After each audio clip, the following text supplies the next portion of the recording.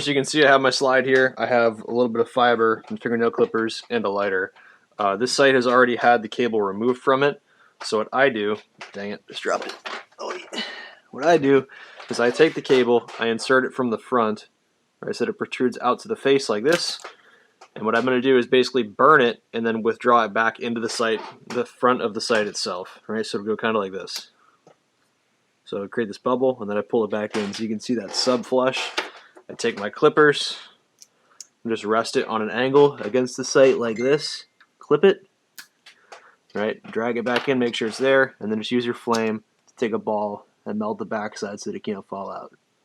So once you've done this, basically, you're going to see the front side of the site is completely subflush, where it's, the actual lamp itself is recessed in there, and the backside has a little ball.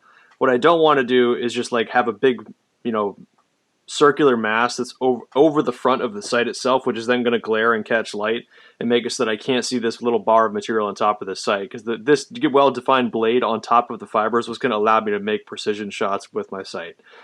Most of the time in full daylight, unless you do something to make this cable darker, it'll end up being too bright. So I'll say take something like a Sharpie or similar, and I will dull the front of the ball, right? And then typically, a stripe or so down the actual shank, and then as you shoot it over time, it will kind of rotate. So you have to keep a Sharpie on you so that you can continue to darken this up. And you can see just from that, I don't know if it's possible to see on camera, but that is a few shades darker immediately. That makes it possible to see the color of the fiber, but it'll make it significantly easier to see the definition of the shape of the site in full sunlight. Right, I think that's really, really important, that ability to see the shape of the site. That, in a nutshell, is how I do it, and for those reasons.